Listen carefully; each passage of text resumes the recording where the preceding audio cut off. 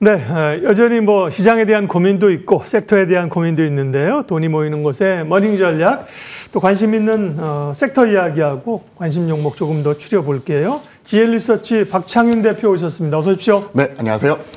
그동안 뭐 많이 오르긴 했지만 그죠? 조정폭도 네. 변동성이 워낙 크게 뭐 하루에 100포인트 이상씩 빠지고 뭐 오르다 보니까 정신이 없어요. 지난 금요일 미국 증시도 좀 반등을 했고 우리도 반등하는데 이 양상을 어떻게 보십니까? 속 이제 연말 뭐 산타 랠리를 좀 기대해도 됩니까? 어떻습니까?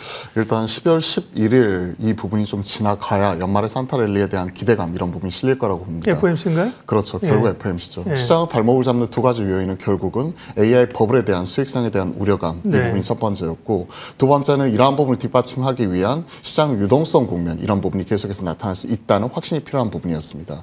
일단 수익성에 대한 부분 자체는 엔비디아가 큰 역할을 해주면서 어느 정도에 대한 우려감을 약간은 불식시켜주는 모습이 나타나고 있고 물론 아직까지 이견은 있지만요.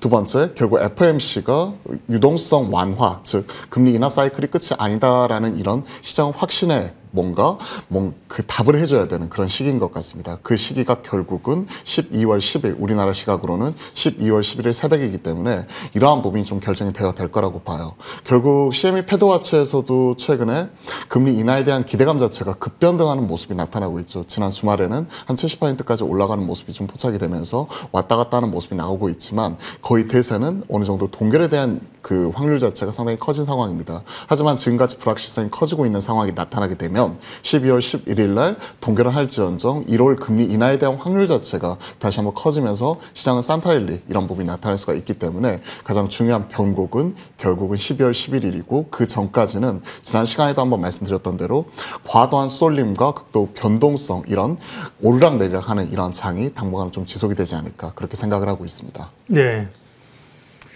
그러게요. 이제 금리가 어떻게 할지 지금은 좀 예측하기가 좀 어려운 상황이고요. 말씀하신 것처럼 지금 시점에서 그럼 어떻게 하느냐? 지금은 어쨌든 간에 인하 가능성이 그렇게 압도적 높은 건 아니죠, 그죠? 동결 네, 그렇죠. 쪽이 이제 맞다고 보는 거고 변화들을 좀 봐야 됩니다. 그런 말씀하신 시장 상황을 좀 염두에 두고 그러면 주목해야 될 섹터는 어디입니까? 일단 결국은 AI 조정 국면에서 지금 시장에서 반응이 나오는 쪽이 한쪽에서는 AI 인버스라고 할 수 있는 바이오 쪽 그러면서 제가 지난 시간에 좀 말씀드렸던 쪽이 바이오 쪽이었고 D&D 파마텍을 공략주로서 틈새 전략으로서 가져가 보자 하는 부분을 말씀드렸고 그러면서 또 얘기 나왔었던 한일령 바람을 타고 나타날 수 있는 부분 자체가 또 다른 한 축에서는 또 소비주 인바운드 소비주 쪽이 한 축이고 마지막으로 이제 27일 날 다시 한번 우크라이나 이런 평화 협정에 대한 부분 이런 부분 자체가 나타날 수가 있기 때문에 종전에 대한 기대감으로 우크라이나 재건축까지 크게 이 세 개 축에서 움직이고 있는 것 같습니다. 하지만 큰 틀에서 놓고 보면 결국은 지금은 AI 조정 국면에서 AI가 묻어있는 종목들 그 안에서 반도체를 사야 된다. 저는 이렇게 생각을 하고 있습니다. 그렇기 때문에 결국 반도체 투탑이라고 할 수 있는 삼성전자와 SK하이닉스를 중심으로 우리가 좀 시장 빠질 때마다 대응을 하자. 뭐 이러한 측면에서 의견을 좀 드려보고 싶어요. 오늘 좀 눈에 띄는 부분이 엔비디아가 입장문을 발표를 하면서 최근에 AI 버블에 대한 우려감 이런 부분을 불식시키기 위해서 노력을 하는 모습 자체가 나타났단 말이죠. 이게 상당히 이례적인 게 그 기관 투자자들 그리고 최근에 있었던 뭐 그 고객사들 이런 쪽의 입장문 자체를 메일링 하는 모습이 나타나면서 최근에 나타나고 있는 우려에 대한 불식 이런 부분 자체에 발벗고 나서는 모습 자체가 나타났거든요. 그에 따른 그 이슈를 하나하나씩 좀 체크해 보는 게 제일 중요할 것 같습니다. 시장에서 우려하는 부분 자체가 결국은 최근에 이제 나타나고 있는 수요 둔화에 대한 부분 그리고 최근에 그 매출 채권 잔고 이런 부분 자체가 좀 큰 폭으로 늘어나는 부분이었었는데 최근 입장문에서는 블랙엘 출시 대비하기 위한 선제적 확보에 대한 부분이고 이번 매출에서 우리가 확인할 수도 있었듯이 570억 불 중에서 3분의 2 정도 데이터 센터가 90%인데 그중에 3분의 2는 블랙엘 신제품이었기 때문에 이를 큰 폭으로 지금 쌓아놓는 과정 속에서 지금 나타나는 부분이다. 이런 부분이 지금 나타나고 있는 부분이고요. 가장 크게 얘기가 되었었던 매출 채권에 관한 부분 이 부분은 결국은 대금 회수 기간 이 부분이 53일로 명시하면서 장기 평균이 52일과 큰 차이가 없다는 부분을 명확히 밝혔기 때문에 우리가 우려했던 부분 아닌 것 같습니다. 그리고 마지막으로 이제 현금 흐름 관련해 가지고도 3분기에 238억 불 기록을 하면서 지금 일부 비판 측에서 제기한 145억 불 대비해서도 확실하게 개선이 되는 모습 자체가 우리가 표출이 되고 있기 때문에 시장에서 우려하는 부분 자체는 좀 어느 정도 수면 아래로 좀 가라앉지 않을까 좀 개인적으로 그렇게 생각을 하고 있습니다. 네. 그제야 뭐 폭발적인 수요에 의해서 묻지마 기대감이었는데 이제는 질문을 하는 거죠. 아니 물건 사줄 때에다가 돈을 줘서 사게 한다고? 그다음에 매출 채권이 많다고? 뭐 이런 논란들이 좀 있고 말씀하신 것처럼 엔비디아는 여전히 센스랑은 그죠? 뭐 솔드아웃이다 없어서 그렇죠. 하고 있다라고 입장을 표명하고 있고 또 하나가 미국 정부가 엔비디아의 고성능 칩을 중국에 수출을 검토하고 있다라는 뭐 아직 확정 안 된 겁니다. 그죠? 네. 그런 얘기가 살짝 나오면서 또 엔비디아가 출렁거렸는데 이것도 뭐 가늠하기 어려워요. 이거는 그 확정이 되면 호재이나 지금으로서는 뭐 너무 기대를 또 걸기도 어려운 거 아닌가요? 결국 이번에 매출단에서 보시면요. 네. 사실 2분기 그러니까 회계년도 1월 결산법인이기 때문에 이번에 3분기 매출을 발표를 했고요.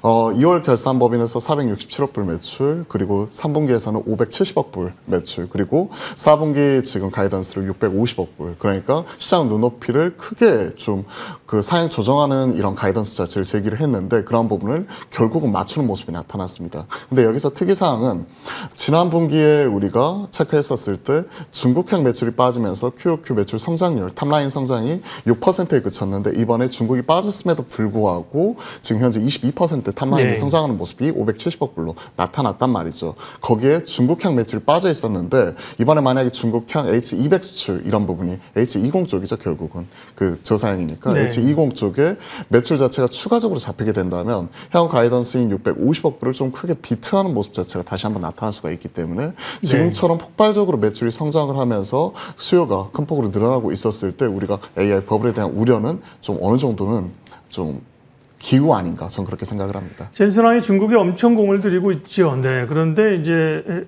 미국의 행정부에서 이걸 사실 허용해 줄지는 미지수고요. 또 허용해 줄게 좀 팔아봐 하더라도 최근 중국이 어유 고마워요가 아니라 우리 거 쓸 거야. 요즘 네. 이런 분위기잖아요. 그러니까 여기에 대한 건 좀 오락가락해요. 네. 종목 이야기 바로 넘어가겠습니다. 일단 약간 시장을 좀 특징주 성격에서 일단 관심 종목군에 놓고 볼 만한 종목으로 서부 T&D. 네. 요즘 서부 T&D가 엄청 관심이 있어요. 포인트 좀 알려주십시오. 네. 결국은 지금 시장에서 AI 쪽의 조정 국면 이런 부분이 네. 나타났었을 때 올라오는 한 축을 보았더니 앞에서 말씀드렸던 대로 한 축은 바이오 그리고 또 다른 한 축에서는 인바운드 소비주인데 인바운드 소비주 안에서도 확실하게 실적과 밸류에이션이 뒷받침되고 있는 이러한 주요 종목들이 최근에 하락을 뒤로하고 강하게 올라오는 모습이 나타나고 있는 것 같습니다.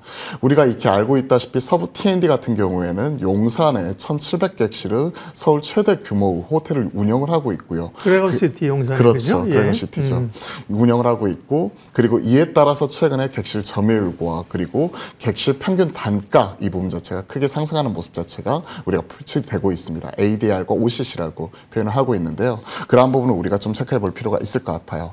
객실 점유율 같은 경우에는 지금 재작년만 하더라도 대략 한 60% 초반에서 그리고 3분기 기준으로 보았었을 때 70% 중반까지 올라왔고요. 그리고 ADR 평균 일일 객실가 또한 2022년도 12만 원대에서 지금은 19만 원대까지 큰 폭의 대략 50% 이상 지난 2년 동안에 올라오는 모습이 나오고 있는데 이게 단순히 일회성이 아니라 추세적으로 이런 것들이 계속 나타나고 있다는 부분이기 때문에 이에 따른 규모 경제와 영업 레버리지가 지금 본격화되어 가고 있는 구간이다라고 이렇게 생각을 하고 있습니다.